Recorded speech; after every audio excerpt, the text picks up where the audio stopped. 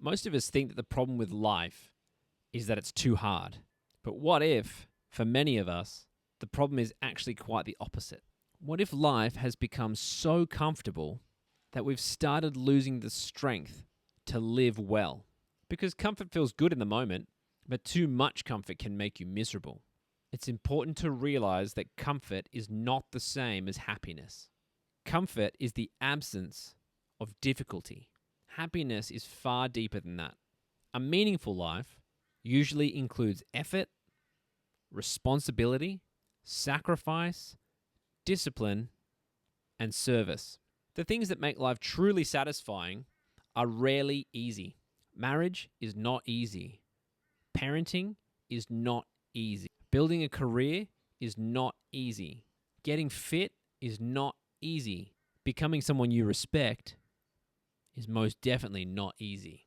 But those are the things that give life weight. Comfort gives you relief.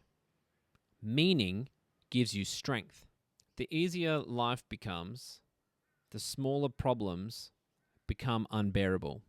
When people live hard lives, they're often forced to become resilient. They don't have the luxury of collapsing over every little inconvenience. But when your life becomes very comfortable, your tolerance for discomfort shrinks. Small frustrations start to feel enormous. A slow internet connection, a rude comment, a bad night's sleep, a delayed flight, someone disagreeing with you. Sure, these things are annoying, but they shouldn't destroy your peace. The more comfort you demand, the more fragile you become. Comfort trains you to avoid reality. There is always an easy escape now. Food, alcohol, scrolling, streaming, shopping, gambling, gaming. There's just constant distraction. None of these things are necessarily evil in isolation, but they become dangerous when we use them to avoid the life we know we should be living. You feel anxious, so you scroll. You feel bored, so you eat. You feel stressed, so you drink. You feel insecure, so you go buy something. You feel purposeless, so you distract yourself. But avoidance doesn't solve pain. It preserves it, and usually makes it worse. Discipline is not punishment. A lot of people hear the word discipline and they think of restriction. But discipline is actually freedom. Discipline is what allows you to become someone who can be trusted, someone who can keep promises, someone who can do what needs to be done even when they don't feel like it. That's real freedom. Not freedom from responsibility, freedom through responsibility. Because a person controlled by their impulses is not free. They are ruled by appetite. Voluntary discomfort builds strength. The solution is not to make life miserable. The solution is to choose small, meaningful forms of discomfort before life forces larger ones on you. Exercise when you don't feel like it. Have that difficult conversation. Be the first one to apologize. Wake up when you said you would. Do the boring work. Tell the truth. Spend less than you earn. Turn your phone off. Learn to sit in silence rather than constantly distracting yourself. These things may seem small, but they're actually training your soul. They're teaching you that discomfort is not death. It's often the doorway to growth. Comfort without purpose becomes emptiness. This is one of the traps of modern life. Many people have more comfort than most people in human history, and yet they're still miserable. Why? Why is that?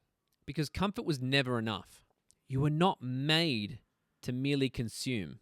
You were made to become something, to build, to love, to serve, to contribute, to carry something worthwhile. A life aimed only at comfort will very quickly become hollow.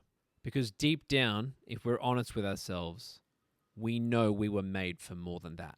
So I want you to ask yourself, where am I choosing comfort when I know I should be choosing growth? It might be your health. It might be your marriage, your parenting, your faith, your work, your finances, your attitude, your phone use. Now, don't try to fix everything all at once. Choose one thing one small act of voluntary discomfort, and do it today.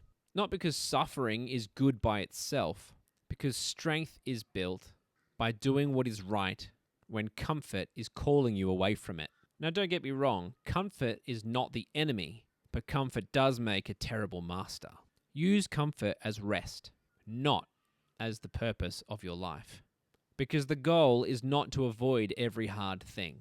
The goal is to become the kind of person who can face hard things and not fall apart.